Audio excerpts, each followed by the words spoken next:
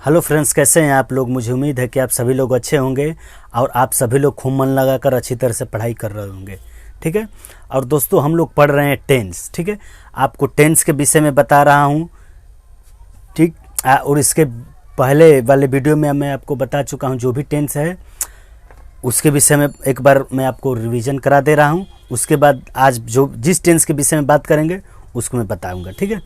तो पहले दोस्तों मैं आपको बता चुका हूँ प्रेजेंट इंडेफिनिट टेंस, ठीक, present continuous tense, present perfect tense, और मैं आज बात करूंगा प्रेजेंट परफेक्ट कंटिन्यूअस टेंस के बारे में कि प्रेजेंट परफेक्ट कंटिन्यूअस क्या है, उसका पहचान क्या है और उसका बनाने का नियम क्या है, इस विषय में बात करेंगे। ठीक। लेकिन उससे पहले मैं देखिए आप लोगों को एक बार रिवीजन जो बैक पढ़े हैं पीछे वाला, उसको एक बार रिवीजन करा दे रहा हूँ, जिससे आपको याद रहे कि हम लोग क्या पढ़े हैं।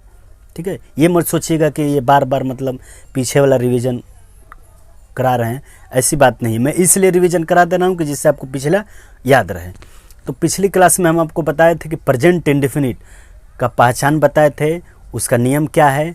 ठीक। उसके बाद कंटिन्यूअस का बताए थे और परफेक्ट का बताए थे। तो एक बात मेरी ध्यान से समझिए आप लोग, प्रेजेंट इंडेफिनिट है, उसका पहचान याद रखे रहिएगा। अगर आप लोग अफर्मेटिव का पहचान याद कर लेंगे ना, तो उसका नेगेटिव का भी आप लोग पहचान बता सकते हैं, इंट्रोगेटिव का भी बना लेंगे। और इंट्रोगेटिव ग्रुप ए चाहे बी हो, किसी का आप लोग उसका पहचान बता सकते हैं। जैसे मान लीजिए कि उसका अफर्मेटिव का जो पहचान आप लोग याद किए हैं, अब उसको नेगेटिव बनाना है तो वाक्य के बीच में नहीं शब्द दिया रहता है, तो अब उतना जोड़ देंगे। ठीक। और जैसे कंटिन्यूअस भी हो गया, तो इसका पहचान बता दीजिए कि रहा है, रही है, रहा हूँ, यदि शब्द दिया रहता है तो वाक्य के प्रारंभ में क्या शब्द दिया रहेगा, तो ये इंट्रोगेटिव बन जाएगा। तो आप चाहेंगे तो सिर्फ अफर्मेटिव का याद करके आप 6 का जो है इंट्रोगेटिव ए, नेगेटिव ए और उसके बाद इंट्रोगेटिव ग्रुप बी, चाहे अफर्मेटिव हो नेगेटिव, यानी कि सीधा सा मेरे कहने का मतलब यह है कि अगर आप लोग अफर्मेटिव का याद कर ले रहे हैं तो नेगेटिव का भी बना सकते हैं, आप इंट्रोगेटिव का भी बना सकते हैं और इंट्रोगेटिव ग्रुप बी का भी बना सकते हैं, यानी कि आप लोग अगर अफर्मेटिव का याद कर ले रहे हैं। ठीक है। तो ये रहा, आपको कुछ बेसिक बता दिया हूँ, इसको ध्यान में रख रहिएगा। और देखिए एक बात कि उसका जो भी प्रेजेंट इंडेफिनिट है, प्रेजेंट कंटिन्यूअस है, प्रेजेंट परफेक्ट है, उसका पहचान, नियम, रूल, बनाने का नियम, हिंदी में किस तरह पहचानेंगे, अंग्रेजी में किस तरह पहचानेंगे, ये सब पहचान याद रखे रहिएगा। और इस हिंदी में पहचान होता है कि क्रिया में देखिए क्या दिया है, और अंग्रेजी में पहचान दिया रहता है कि उसका मेन वर्ब क्या लगा है और हेल्पिंग वर्ब क्या लगा है। इस तरह किसी भी टेंस का पहचान होता है। तो मैं बहुत ज़्यादा बता चुका हूँ। तो आज देख लेते हैं हम लोग प्रेजेंट परफेक्ट कंटिन्यूअस टेंस के बारे में, जिसको हिंदी में कहा जाता है पूर्ण अपूर्ण वर्तमान का। ठीक है। देखिए इसमें क्या दिया है, प्रेजेंट परफेक्ट कंटिन्यूअस, परफेक्ट भी जुड़ा है और कंटिन्यूअस भी जुड़ा है, यानी कि काम पूर्ण भी हो चुका होता है और जारी भी रहता है। कहने का मतलब है कि प्रेजेंट परफेक्ट कंटिन्यूअस टेंस ऐसा टेंस है जिसमें जो भी काम होगा वो ख़त्म भी हो चुका होता है और जारी भी रहता है। जैसे मेरे कहने का मतलब है, देख लीजिए, मैं 2 घंटे से किताब पढ़ रहा हूँ। ठीक है।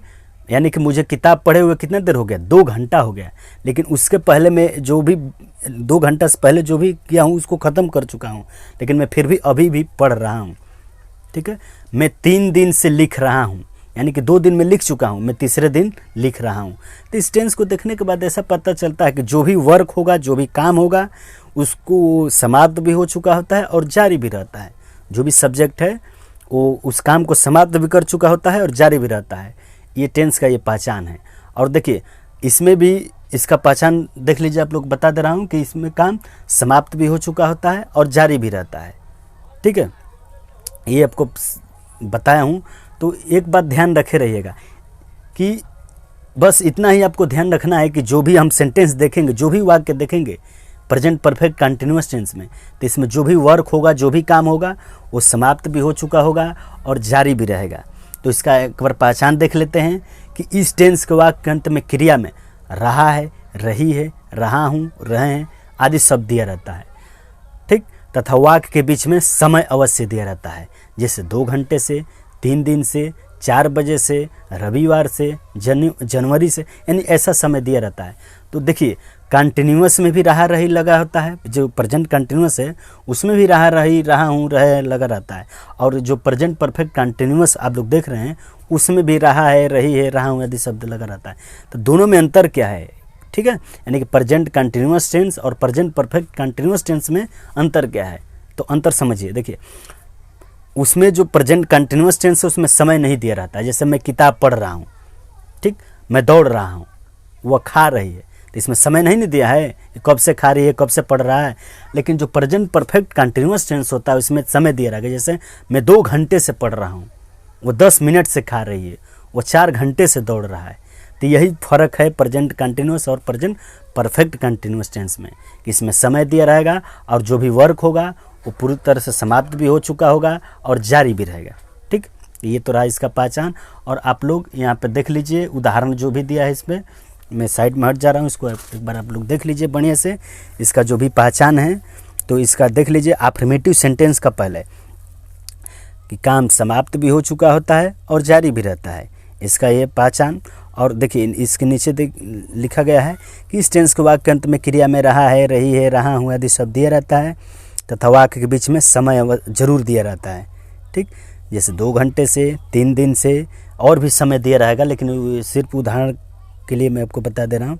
और उदाहरण में देख लीजिए, मैं सुबह से पढ़ रहा हूँ, वह 4 घंटे से किताब पढ़ रहा है, तुम 2 घंटे से सो रहे हो, हम 4 बजे से खेल रहे हैं, ये रहा।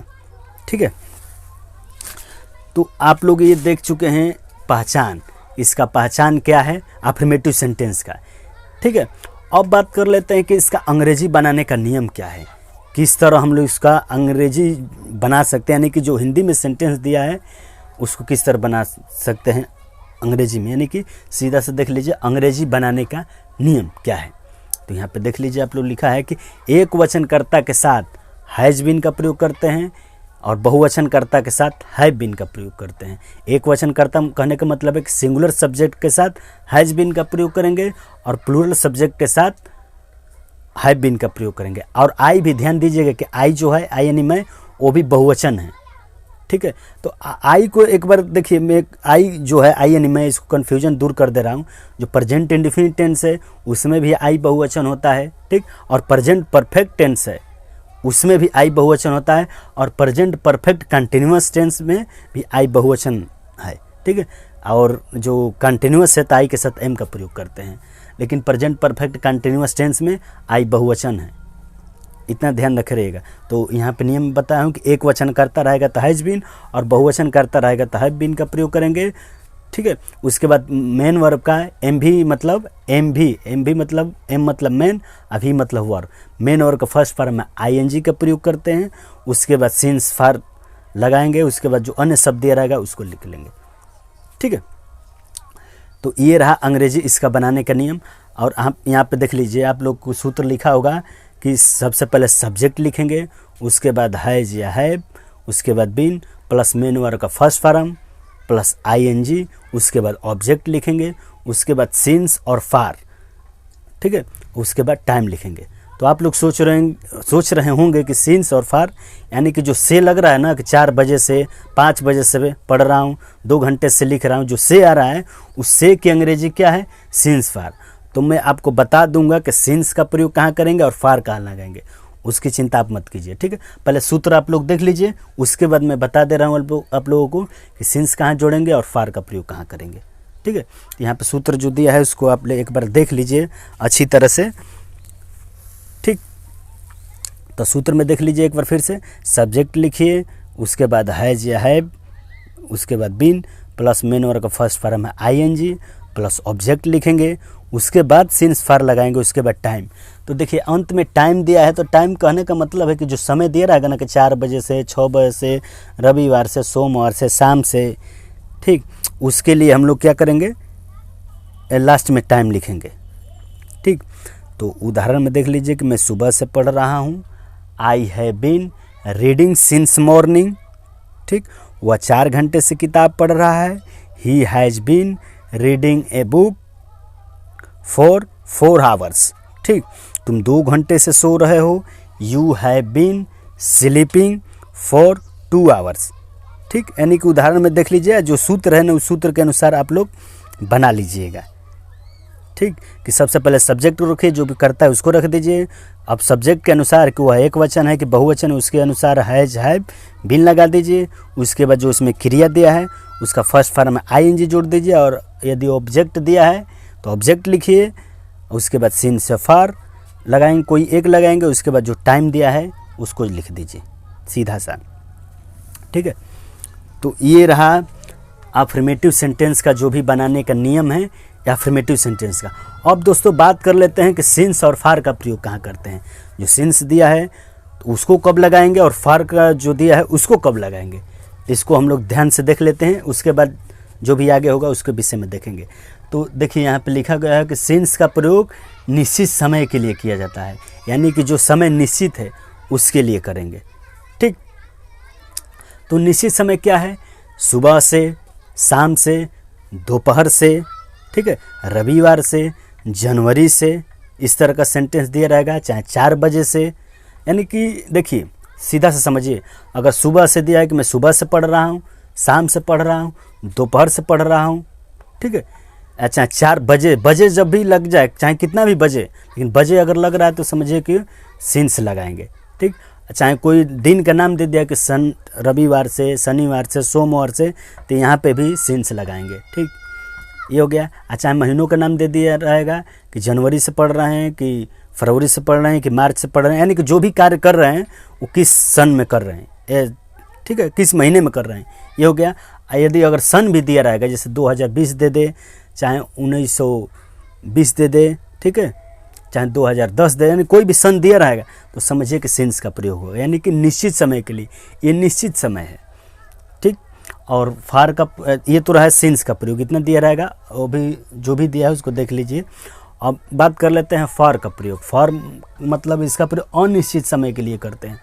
अनिश्चित कहने का मतलब है कि जैसे दे दे कि 10 सेकंड से, ठीक है, 10 मिनट से, 5 घंटे से, ठीक, इस तरह का, चाहे 10 दिन से, 2 सप्ताह से, 4 महीने से, 4 साल से, यानी कि जो भी इस तरह का दिया रहेगा। देखिए सिंपल सा इसको याद करने का तरीका क्या है कि सबसे पहले सेकंड, सबसे छोटा क्या होता है, सेकंड होता है। सेकंड के बाद क्या बनता है, मिनट बनता है। मिनट के बाद क्या बनता है, घंटा।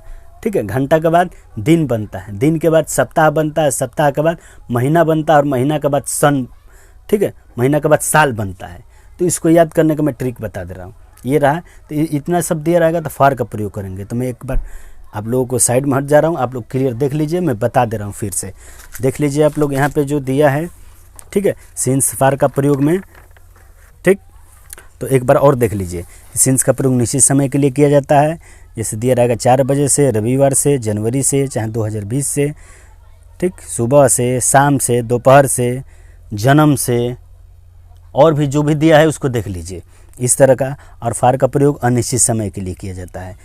ठीक, अनिश्चित समय में क्या आएगा, 5 सेकंड से, 10 मिनट से, 5 घंटे से, 4 दिन से, 2 सप्ताह से, 4 साल से, और 5 महीने से। तो इसमें एक बात ध्यान रखे रहिएगा कि जो सिंस का प्रयोग है, अगर हिंदी के वाक्य में इस तरह का दिया रहेगा कि मैं 4 बजे से पढ़ रहा हूँ, वो रविवार से पढ़ रहा है, वो जनवरी में से आ रहा है, जनवरी से आ रहा है, ठीक है, यानी कि सन के साथ से लगा रहा है, तो जो से दिया है ना उसी के अंग्रेजी हम लोग सिंस या फार लगा रहे हैं। तो जो सिंस में दिया है जितना शब्द दिया रहेगा, और भी शब्द हो सकता है, लेकिन जो सिंस में दिया है अगर हिंदी के वाक्य में उतना दिया रहेगा तो सिंस का प्रयोग कीजिएगा, और फार में जो ये सब दिया है उसमें फार का प्रयोग करेंगे। यानी कि सेकंड दे दे, मिनट दे दे, घंटा दे दे, दिन दे दे, सप्ताह दे दे, साल दे दे, ठीक है, या महीना दे दे, तो फार का प्रयोग करेंगे। ठीक, तो ये रहा अफर्मेटिव का। तो ये दोस्तों मैं आपको सिंस और फार का प्रयोग बता दिया हूँ कि कहाँ कहाँ करते हैं, और अफर्मेटिव का अंग्रेजी बनाने का नियम ही बता दिया हूँ। अब हम लोग बात कर लेते हैं नेगेटिव सेंटेंस, यानी कि प्रेजेंट परफेक्ट कंटिन्यूअस टेंस का नेगेटिव सेंटेंस। तो इसका भी पहचान मैं बता दे रहा हूँ कि कार्य समाप्त भी हो चुका होता है और जारी भी रहता है, तथा वाक्य के अंत में क्रिया में रहा है, रही है, रहा हूँ आदि शब्द दिया रहेगा, तथा वाक्य के बीच में समय अवश्य दिया रहता है, जैसे 2 घंटे से, 3 बजे से, 4 साल से, 5 महीने से, इस तरह का समय दिया रहेगा। और वाक्य के बीच में नई शब्द दिया रहेगा। ठीक है, जैसे मैं 2 घंटे से किताब नहीं पढ़ रहा हूँ, वह 4 साल से नहीं आ रहा है, इस तरह का सेंटेंस। तुम 2 घंटे से खाना नहीं खा रहे हो, वह 3 दिन से नहीं आ रहा है, यानी कि वाक्य बीच में नहीं दिया रहेगा और समय भी दिया रहेगा। ठीक है, तो उदाहरण कुछ आप लोग देख लीजिए, यहाँ पे दिया है उदाहरण में जो भी दिया है उसको देख लीजिए। उसके बाद मैं उसका अंग्रेजी बनाने का नियम बता दे रहा हूँ। उदाहरण देख लीजिए, मोहन 2 घंटे से अखबार नहीं पढ़ रहा है, कुत्ते 3 दिन से सड़क पर नहीं भौंक रहे हैं, गाय सुबह से खेत में नहीं चर रही है। ठीक है, इसका उदाहरण है। तो देखिए जो उदाहरण दिया है वो तो दिया है, इस पे स्क्रीन पे जो दिया है, लेकिन मैं जो बता रहा हूँ उसको भी ध्यान रखे रहिएगा। सिर्फ उदाहरण के तौर पर कि गाय 4 घंटे से खेत में नहीं चर रही है, वह 2 घंटे से नहीं घूम रहा है, मैं 3 दिन से स्कूल नहीं जा रहा हूँ, इस तरह का सेंटेंस दिया रहेगा। ठीक, तो मैं सिर्फ अफर्मेटिव और नेगेटिव का पहचान आप लोगों को बता दे रहा हूँ, और इंटरोगेटिव का आप लोग आगे हम बात करेंगे। तो इसका अंग्रेजी बनाने का नियम देख लीजिए क्या है कि प्रेजेंट परफेक्ट कंटिन्यूस में नेगेटिव का अंग्रेजी बनाने का नियम क्या है। तो इसका अंग्रेजी बनाने का नियम है कि सबसे पहले सब्जेक्ट रखेंगे, उसके बाद है या है, उसके बाद नॉट लिखेंगे, उसके बाद बिन लगाएंगे। ध्यान से बात समझिएगा कि सबसे पहले सब्जेक्ट लिखेंगे, उसके बाद है या हैव लगाएंगे, उसके बीच में नॉट जोड़ेंगे, उसके बाद बिन, उसके बाद मेन वर्ब का फर्स्ट फॉर्म, उसमें आईएनजी, उसके बाद ऑब्जेक्ट सिंस या फॉर, और उसके बाद प्लस टाइम, जो भी समय दिया रहेगा उसको लिख लेंगे। तो आप लोग यहाँ पे देख लीजिए, यहाँ पे जो भी इसका रूल है इसको देख लीजिए और उदाहरण में देख लीजिए।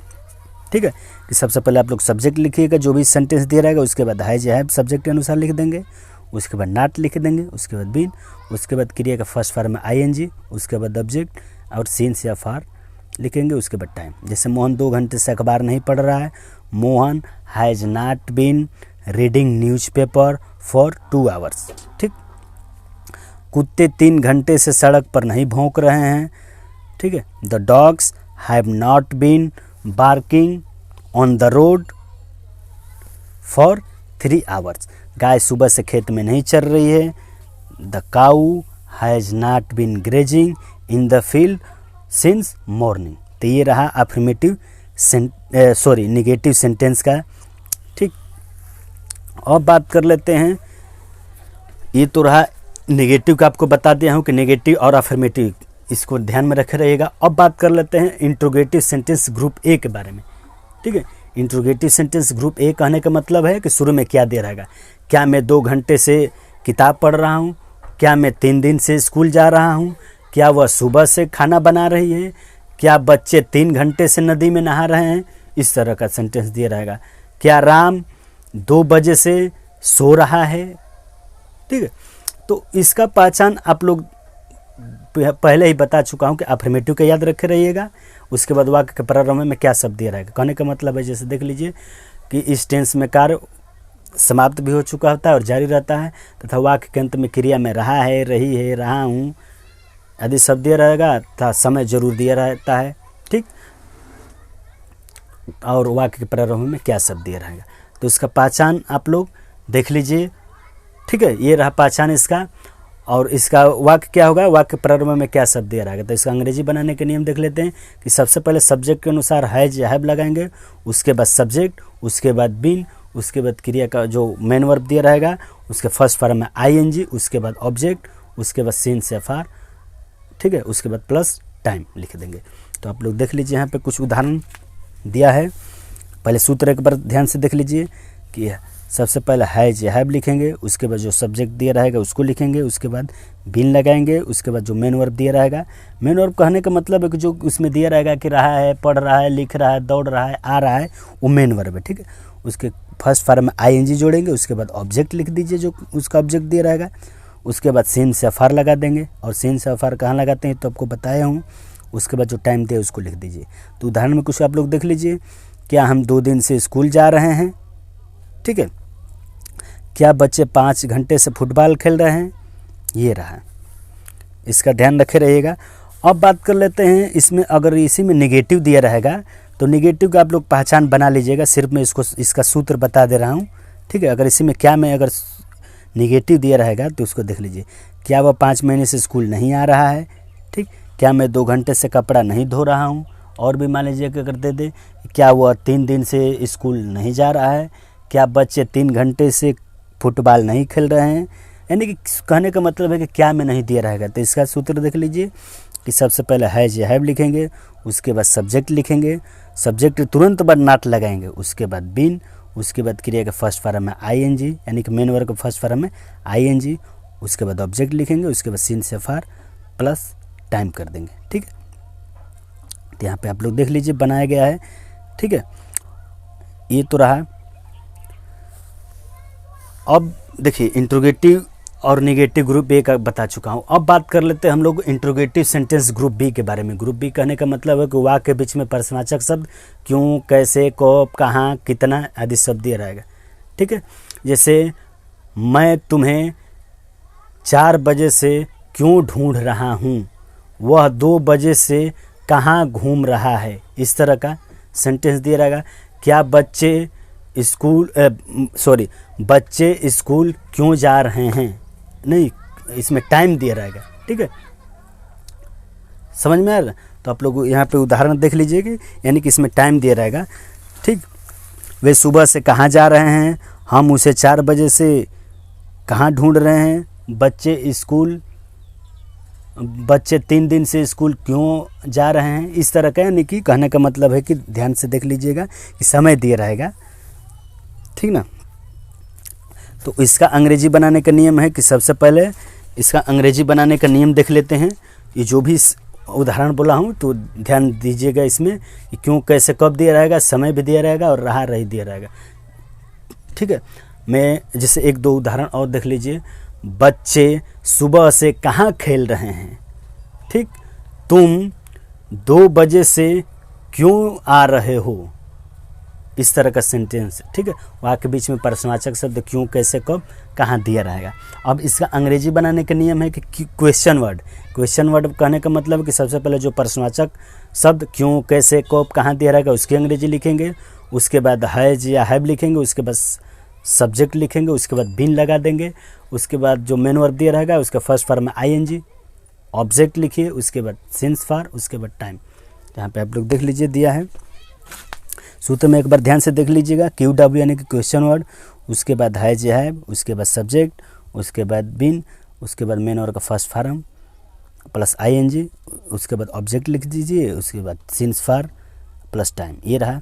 यदि इसी में अगर नेगेटिव दे दे, ये तो रहा मान लीजिए कि इंट्रोगेटिव सेंटेंस का, अगर इंट्रोगेटिव सेंटेंस ग्रुप बी में अगर नेगेटिव दे दे तो क्या करेंगे देख लीजिए। इसके लिए इसे उदाहरण कुछ देख लीजिए। तुम सुबह से क्यों नहीं दौड़ रहे हो, हम 3 दिन से रेल में यात्रा नहीं कर रहे हैं। ठीक है, इस तरह का सेंटेंस दिया रहेगा। बच्चे सुबह से क्यों नहीं खेल रहे हैं, तुम शाम से क्यों नहीं दौड़ रहे हो। ठीक है, तुम सुबह से कहाँ नहीं जा रहे हो, इस तरह का, यानी कि क्यों, कैसे के साथ नहीं शब्द दिया रहेगा। तो इसका अंग्रेजी बनाने के नियम में देख लीजिए। क्यू डब्ल्यू प्लस हैज या है, उसके बाद सब्जेक्ट लिखेंगे, उसके बाद नॉट लगाएंगे, उसके बाद बीन, उसके बाद क्रिया का फर्स्ट फॉर्म में आईएनजी यानी कि मेन वर्ब का फर्स्ट फॉर्म में आईएनजी, उसके बाद ऑब्जेक्ट। ठीक है, ऑब्जेक्ट के बाद सिंस या फॉर, उसके बाद टाइम। ठीक, तो ये रहा ये 6 का। ठीक है, तो इसमें देखिए हम लोग, मैं क्या किया हूँ कि जो इंट्रोगेटिव सेंटेंस ग्रुप बी है इसमें पहचान नहीं बताया हूँ। ठीक है, तो पहचान आप लोग बना लीजिएगा। कहने का मतलब पहचान किस तरह करेंगे, अगर आप लोग अफर्मेटिव को याद कर ले रहे हैं कि इस टेंस के वाक्य अंत में क्रिया में रहा है, रही है, रहा हूँ, रहे हैं आदि शब्द दिया रहता है, तो वाक्य बीच में समय अवश्य दिया रहता है, इस तरह का दे देगा।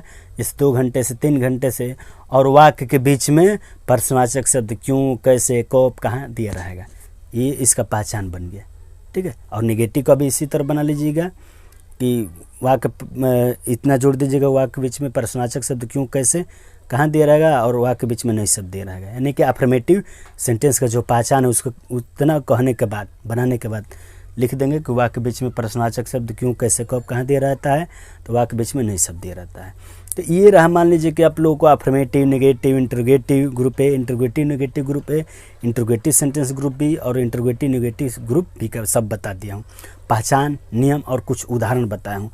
ये तो आप लोगों को बताया हूँ कि अंग्रेजी से हिंदी बनाने के लिए, कि हिंदी से अंग्रेजी बनाने के लिए, अगर हिंदी में वाक्य दिया रहेगा तो अंग्रेजी में किस तरह बनाएंगे, इसका शुद्ध फार्मूला आपको बताया हूँ 6 का। अब हम लोग बात कर लें लेते हैं कि अगर अंग्रेजी में दिया रहेगा कोई सेंटेंस, मान लीजिए कि प्रेजेंट परफेक्ट कंटिन्यूअस टेंस का कोई भी सेंटेंस अगर अंग्रेजी में दिया है तो उसको हिंदी में किस तरह बनाएंगे, इस विषय में बात कर लेते हैं। तो आप लोग यहाँ पे देख लीजिए इसका जो भी नियम है कि सबसे पहले क्या क्या लिखेंगे। थोड़ा इसमें कन्फ्यूजन हो सकता है, इसलिए मैं अंग्रेजी जो इसका बनाने का नियम है ना, इसको बता दे रहा हूँ कि अगर अंग्रेजी में प्रेजेंट परफेक्ट कंटिन्यूअस टेंस दिया है तो किसके बाद क्या रखेंगे, कब कर्ता लिखेंगे, कब समय लिखेंगे, कब क्रिया को रखेंगे, कब कर्म को रखेंगे, इस विषय में आपको बता दे रहा हूँ। यहाँ पे देख लीजिए कि लिखा गया है कि इंग्लिश सेंटेंस को हिंदी बनाने का नियम, हेडिंग है।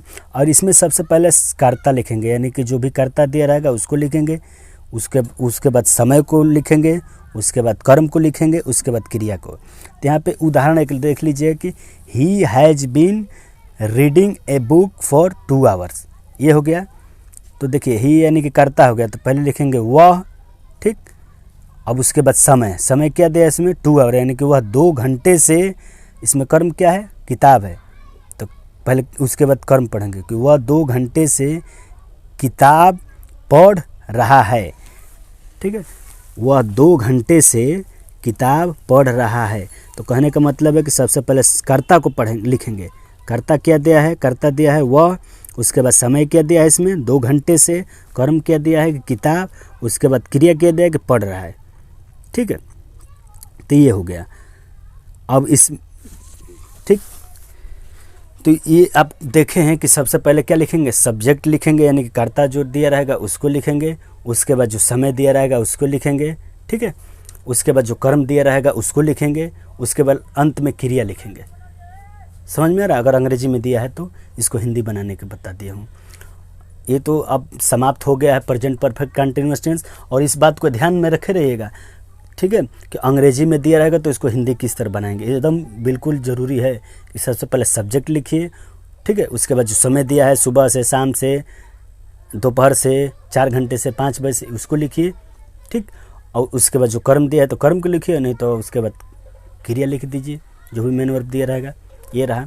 और एक बात और ध्यान रखे रहिएगा कि प्रेजेंट परफेक्ट कंटिन्यूअस टेंस में हेल्पिंग वर्ब यानी कि सहायक क्रिया हैज बीन या हैव बीन का प्रयोग करते हैं, और मेन वर्ब जो होता है उसके मेन वर्ब इसमें होता है क्रिया का फर्स्ट फॉर्म में, यानी कि वर्ब के फर्स्ट फॉर्म में आईएनजी जोड़ते हैं। तो प्रेजेंट परफेक्ट कंटिन्यूअस टेंस में हेल्पिंग वर्ब हैज बीन या हैव बीन होता है, और उसके बाद मेन वर्ब जो होता है क्रिया का फर्स्ट फॉर्म में आईएनजी होता है। इसमें देख लीजिए आप लोग यहाँ पे, ठीक है। तो ये हो गया।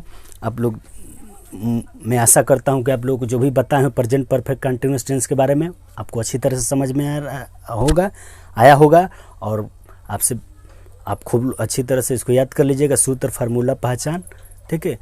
तब तक ठीक, इसको बढ़िया से याद कर लीजिए और समझ लीजिएगा। और कुछ भी समझ में ना आ रहा हो, ऐसा लगे कि जो भी मैं बताया हूँ आपको समझ में ना आया हो, तो कमेंट में हमसे पूछिएगा। मैं फिर से प्रयास करूँगा कि अगले वीडियो में आपको क्लियर कर दूं। जो भी आपको डाउट लगे कि मुझे समझ में नहीं आया, उसको आप बेहिचक मुझसे पूछ सकते हैं, मैं आपको बेहिचक बताऊंगा, ठीक है। और इसको बढ़िया से याद कर लीजिएगा, फार्मूला जो भी पहचान है, ठीक है दोस्तों। तो फिर अब बात करेंगे अगले वीडियो में, तब तक के लिए ऑल द बेस्ट।